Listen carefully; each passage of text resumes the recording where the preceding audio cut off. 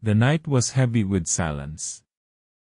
I sat in the jeepney, the dim glow of the headlights barely illuminating the winding road ahead.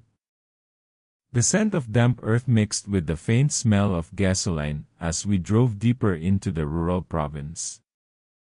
Outside, the trees stood tall, their dark silhouettes swaying gently in the cool breeze. It was late, too late.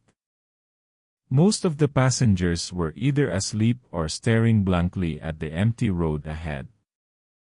The only sound was the steady hum of the engine and the occasional murmur of the driver, probably trying to keep himself awake. Then, at the next stop, she got in. A young woman, maybe in her early 20s, wearing a simple white dress that looked oddly out of place. Her long black hair cascaded over her shoulders, partially covering her face as she stepped inside the jeepney. She didn't say a word. Didn't greet the driver. Didn't even glance at the other passengers. She just walked to the far end of the jeepney and sat, perfectly still. Something about her made my skin prickle. Maybe it was the way she moved, so light, so effortless, as if her feet barely touched the ground. Or maybe it was the eerie silence that followed her, as if the air around her had grown heavier the moment she entered. I forced myself to look away. It was just my imagination. Just another passenger on a late-night trip, nothing unusual. Then, the old woman sitting near the entrance suddenly grabbed my wrist. Her grip was tight, her fingers cold. I turned to her, startled. Lola, she shook her head violently, eyes wide with fear. Huwag kang lalapit sa kanya. Don't go near her. A chill ran down my spine. Po. She swallowed hard, her wrinkled face pale under the dim lights. Huwag kang titingin. Don't look at her. I felt my breath hitch. Slowly, hesitantly, I turned my head back toward the girl. She was no longer looking down. She was staring directly at me. And she was smiling. A cold wind brushed against my skin as I stood at the bus terminal, gripping my backpack tightly. The air was a deep shade of gray, the sun barely peeking through the thick clouds. It was the kind of afternoon that felt oddly quiet, as if the world was holding its breath. I glanced at my watch, 4:30 minuto. If all went well, I'd reach in my hometown by midnight. The province was headed to was far, deep in the mountains, surrounded by thick forests and winding roads. It wasn't a popular destination.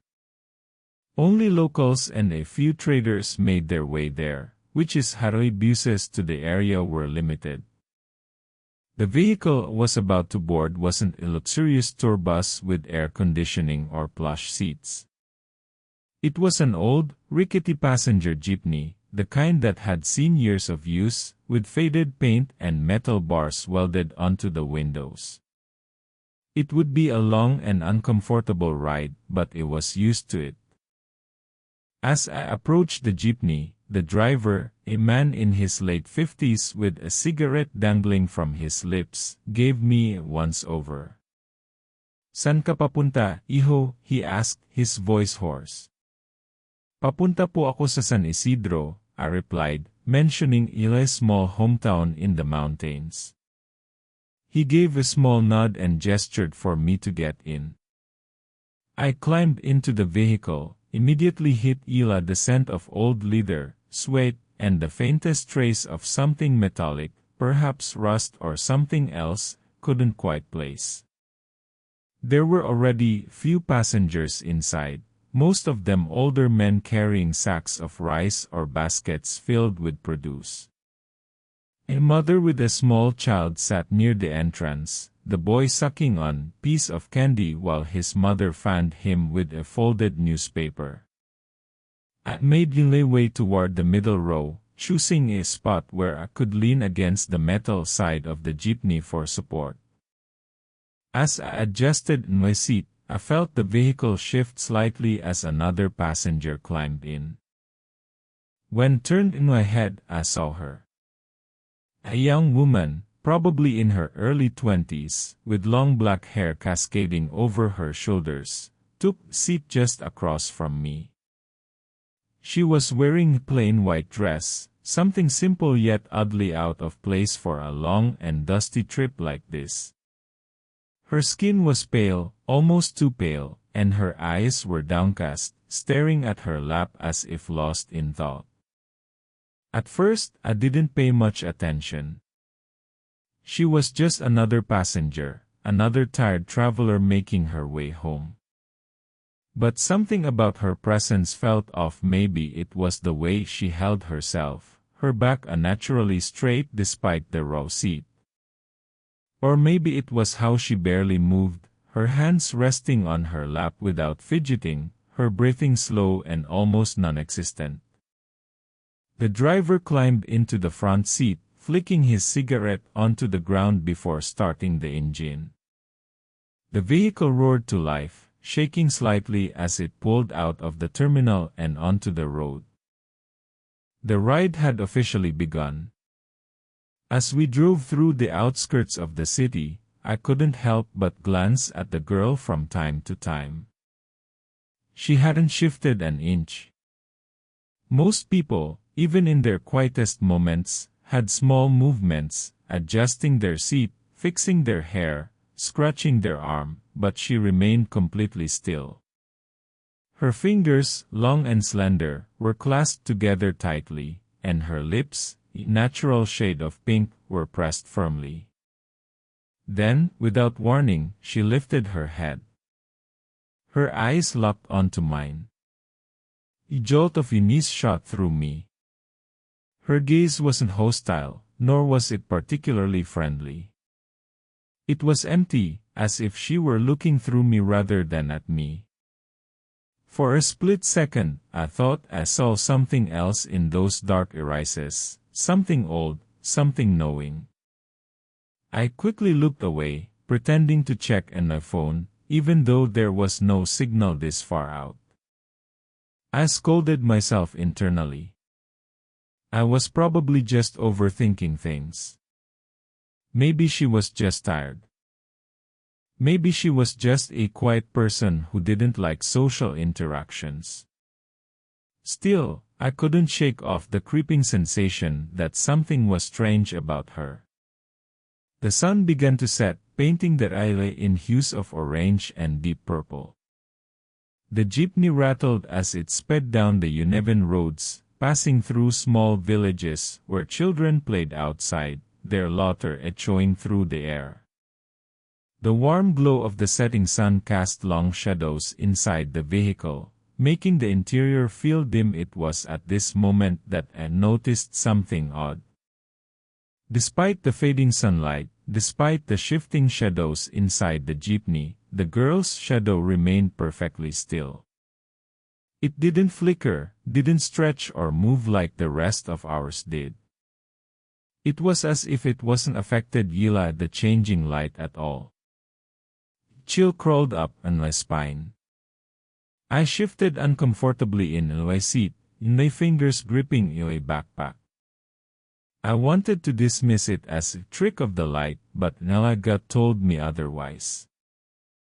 I glanced at the other passengers, but no one else seemed to notice.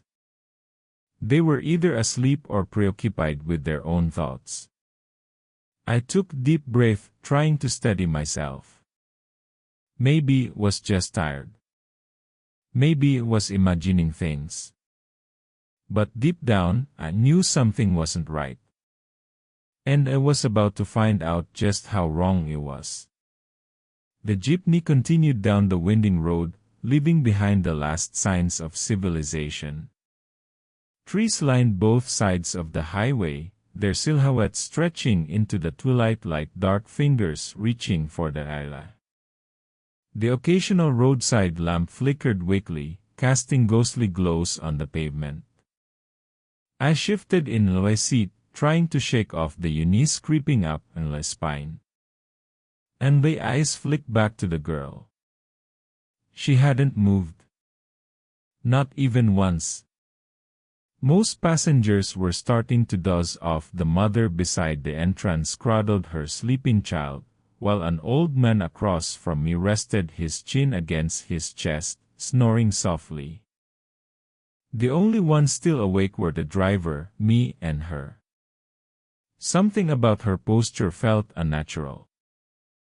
She sat with her hands perfectly still on her lap, fingers lightly intertwined. Her back remained impossibly straight, her head tilted slightly downward. She looked like dull, lifeless, unmoving, eerie in the dim light. Then, as if she had sensed my thoughts, she slowly turned her head toward me. Our eyes met again. The dim glow of the phone's light barely did anything to push away the unsettling presence across from me. Then, I noticed something that sent a fresh wave of chills down my spine. In the reflection of her phone screen, her mouth was moving. Not her face, just her lips. They were whispering something. But there was no sound. I snapped my head up.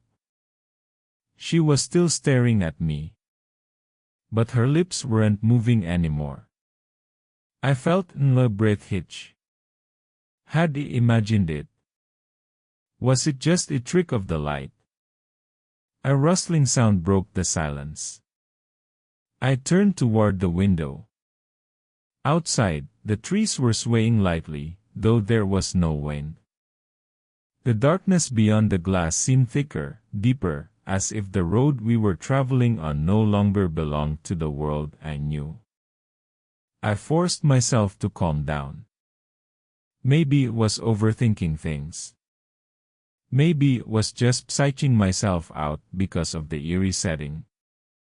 Then the driver muttered something under his breath. Putang ina, bakit ang lamig bigla? Son of a bitch, why did it suddenly get so cold?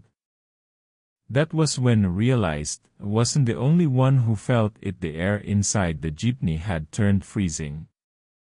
The cold was unnatural. It wasn't the kind that came with the night breeze or the mountain air. It was the kind that seeped into your bones, making the hairs on your arms stand on end. I rubbed my hands together, trying to generate warmth, but it didn't help. Across from me, the girl remained still, unaffected at the sudden drop in temperature.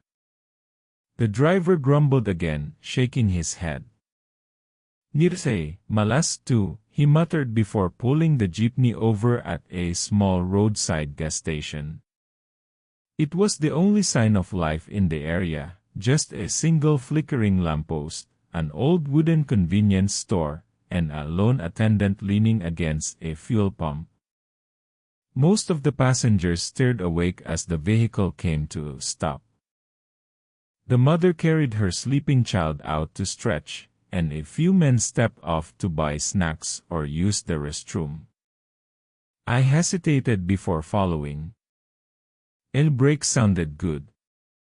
I needed to clear in my head, to shake off the unsettling feeling that had been clinging to me ever since I noticed the girl.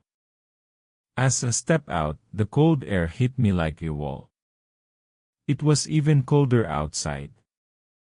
I rubbed in my arms and walked toward the small store. The flickering light above the entrance made the shadows around the area dance, stretching and shifting unnaturally. I turned back to glance at the jeepney. The girl hadn't moved.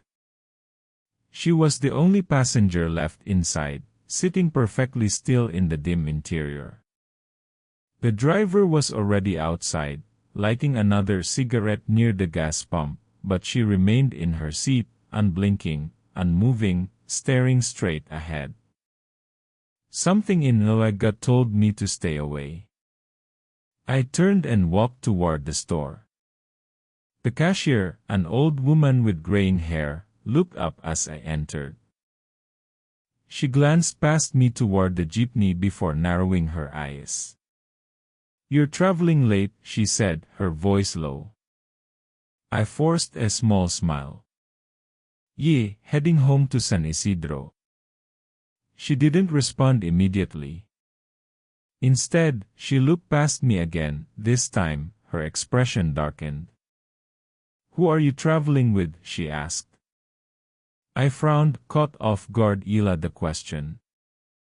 "You, just other passengers." "Well, She didn't answer. Instead, she stepped closer, lowering her voice. "Is there a girl with you?" "Pale skin. Long black hair. Wearing white." A cold chill that had nothing to do with the air crawled down my spine. I felt my throat go dry. "How do you know that?" The old woman's face tightened. She grabbed my wrist, her grip surprisingly strong for someone her age. "Listen to me, Hijo. If you value your life, don't sit near her. And whatever you do, don't let her follow you home." And my heart pounded in my chest. The old woman's grip was firm, her wrinkled fingers digging into my wrist as she stared at me with urgency. Her words echoed in my head, "Don't sit near her. Don't let her follow you home." I pulled my arm away gently, forcing a nervous chuckle. "Well, what do you mean?" The woman didn't answer right away. Instead, she glanced outside again, her eyes darting toward the jeepney, as if afraid the girl would hear her. Then, in a hushed tone, she whispered, "She's not human." Noah's stomach twisted. I wanted to dismiss it. Maybe she was just a superstitious old woman, one of those who still believed in stories about spirits and monsters.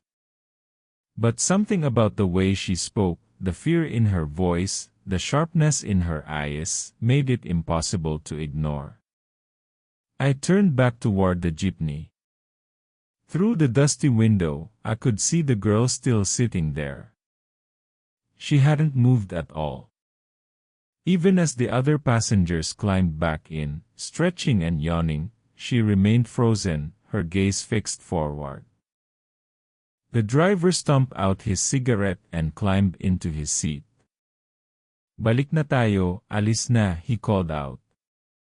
I hesitated for a moment before forcing myself to move. Maybe it was just overthinking everything. Maybe it was tired, my brain playing tricks on me. I took deep breath and walked back toward the jeepney. But as I stepped closer, I felt it again. That unnatural cold. Not the kind that came with the mountain wind. This was different. It clung to my skin like invisible hands, creeping into my bones. I climbed into the jeepney and took the seat, this time, a little farther from the girl. The vehicle roared back to life and pulled away from the gas station, the dim lights disappearing behind us as we plunged deeper into the dark, winding roads of the province. The road ahead was pitch black. The only source of light came from the jeepney's dim headlights, casting long shadows on the trees that lined the highway. The deeper we went, the more isolated it felt. There were no more streetlights, no more small villages, just endless trees and the sound of the tires rolling against the gravel. The passengers had settled back into silence. Some were sleeping, their heads bobbing with the jeepney's movements. The mother gently rocked her child, humming softly under her breath. I stole another glance at the girl. She was still sitting perfectly still, hands in her lap, her pale face emotionless. But something was different. Her head was slightly turned now, not much, just enough that she was no longer staring forward. She was facing me. A sharp chill ran through my body. Slowly, I turned my gaze forward, pretending I hadn't noticed. I clenched my fists on my lap, my heartbeat quickening. Maybe I was imagining it, maybe it was just the dim lighting, the eerie atmosphere playing tricks on my mind. Then I saw something that made my breath catch. Through the side window, in the reflection of the glass, her mouth was moving. She was whispering again. But there was no sound. And my blood ran cold. I squeezed my eyes shut for a moment, trying to steady my breathing. When I opened them again, I forced myself to look at her. She wasn't moving anymore. Her lips were still. Her face blank. But this time, I was sure of it, she was staring directly at me. I could feel my heartbeat pounding in my ears. The jeepney rattled along the dark road, but the sound of the engine felt distant, drowned out the overwhelming sense of unease crawling through my body. I kept my eyes locked forward, refusing to meet her gaze again. Maybe if I ignored her, she would stop. Maybe it was just imagining things. But deep down, I knew better. The cold air clung to me like an invisible mist, thick and heavy. The trees outside blurred past in the darkness, their branches stretching toward the road like skeletal fingers. Then the driver spoke. Ano to? Bakit parang ang bigat ng jeep? What the? Why does the jeep feel so heavy? I felt a shiver crawl up my spine. The driver grumbled, shifting gears as if the vehicle was struggling to move. The engine whined in protest, the jeepney dragging itself forward as if something was weighing it down. I didn't want to look. But I had to slowly. I turned my head toward the girl. She was gone. My breath hitched. My eyes darted to the seat where she had been sitting. Empty. I scanned the other passengers. Some were still asleep, the mother cradling her child, the old man across from me snoring softly. No one seemed to notice that the girl had vanished. Had she gotten off? No, the jeepney hadn't stopped since we left the gas station. A lump formed in my throat. Then, out of the corner of my eye, I saw something outside the window.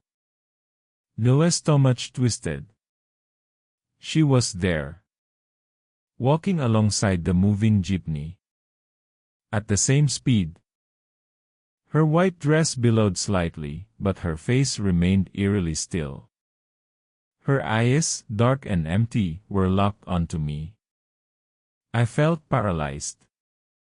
My fingers dug into the seat, my breath shallow.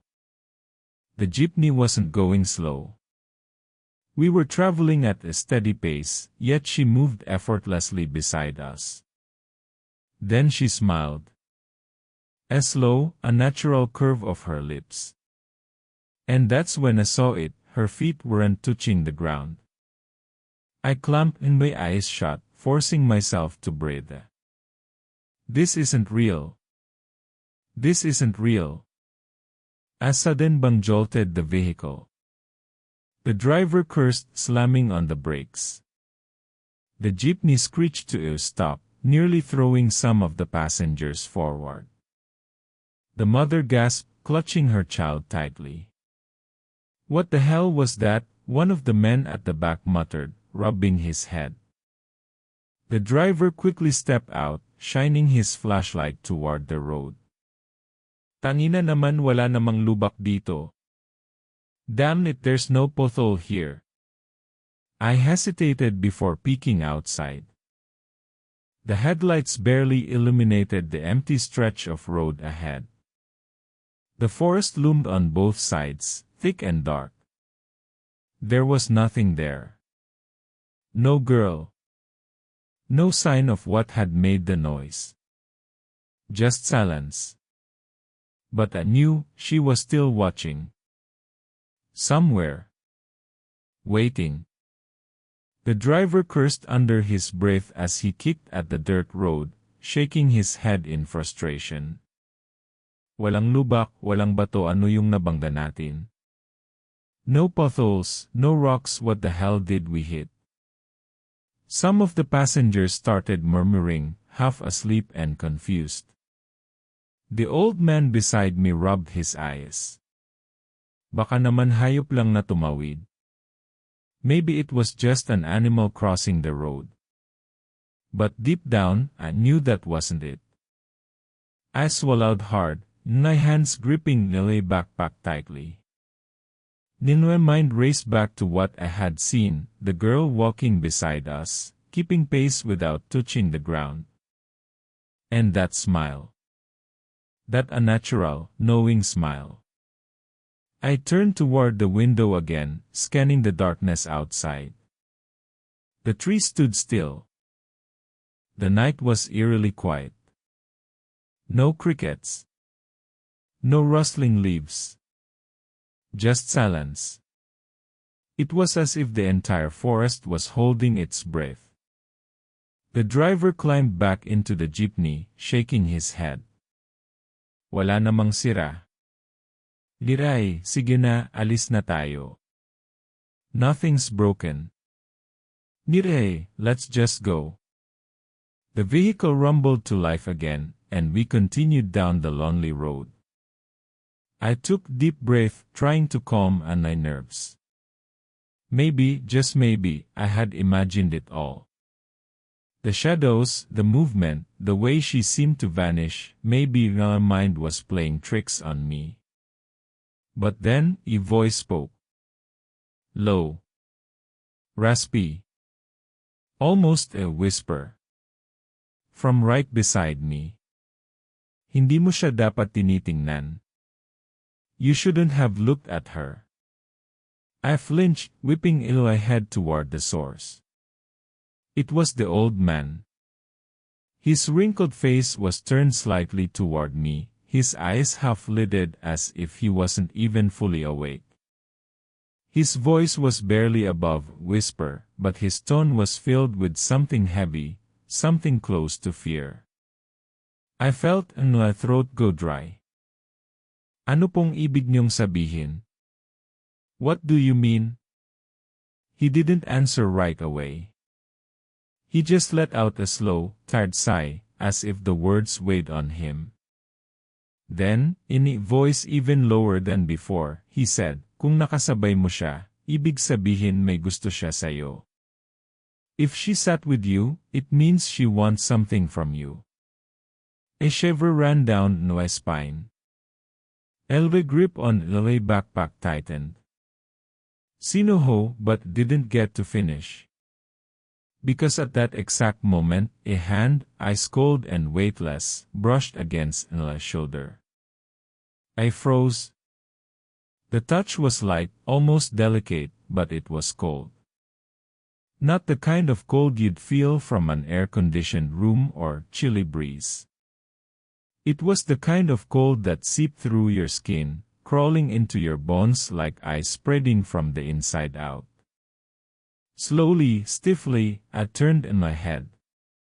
There was no one behind me. Nothing but the dimly lit interior of the jeepney, the other passengers either asleep or staring blankly ahead. But I felt it. I knew someone had touched me. A lump formed in my throat as my breath quickened. I turned back toward the old man, hoping for some kind of explanation. But his face had changed. His once tired expression was now tense, his lips pressed into a thin line. His eyes, clouded with age but still sharp, darted past me, as if he could see something I couldn't. I swallowed hard. Sino ho siya? Who is she? For a moment, he didn't answer. His gaze remained locked on the space behind me, his wrinkled fingers tightening around the wooden cane resting on his lap. Then, barely above a whisper, he said, "Aswang." I felt my stomach drop. Aswang. A word I had heard countless times in stories my grandmother used to tell me as a child. Shapeshifters. Flesh-eaters. Beings that preyed on the weak, on the lonely, on those who were unfortunate enough to catch their attention. But those were just stories, right? I forced a nervous chuckle, trying to shake off the fear clawing at my chest. Hindi naman totoo yun, di ba? That's not real, right? The old man turned to me fully this time. His eyes, tired but serious, held no hint of amusement.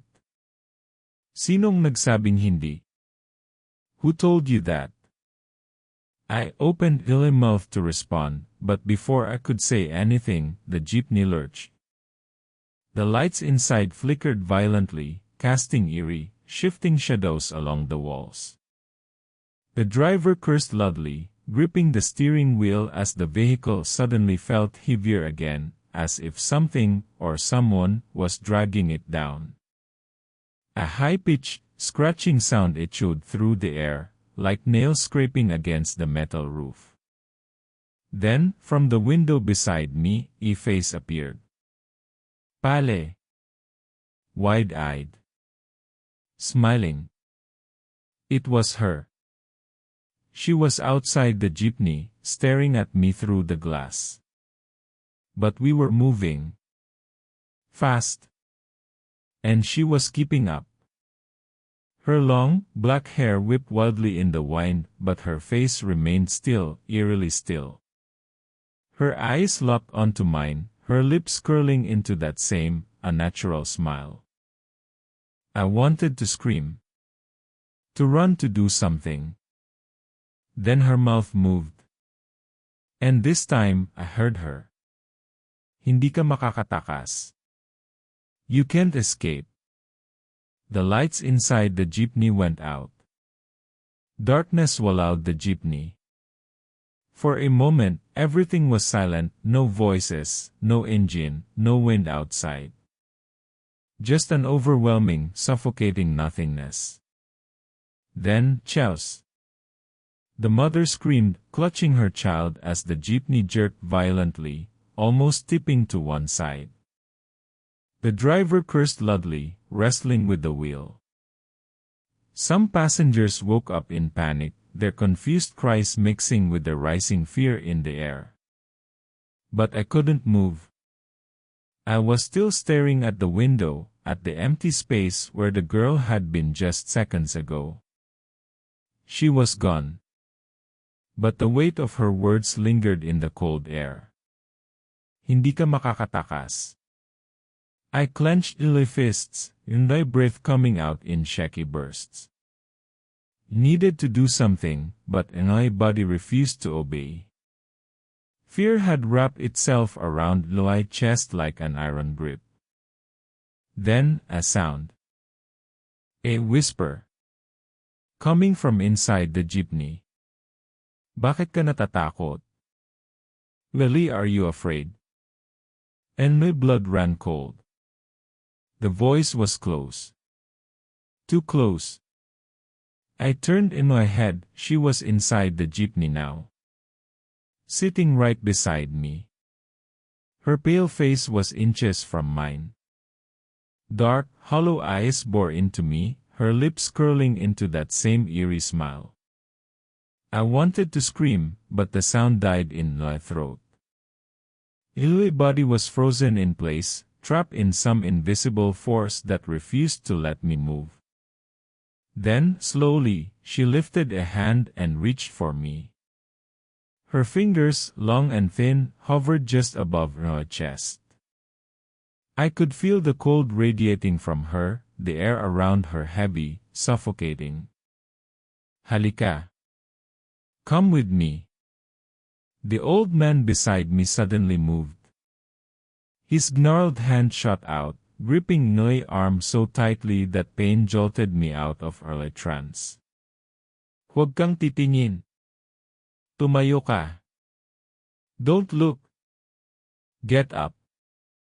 I gasped, my body finally responding. The jeepney was still moving, the driver desperately trying to keep control.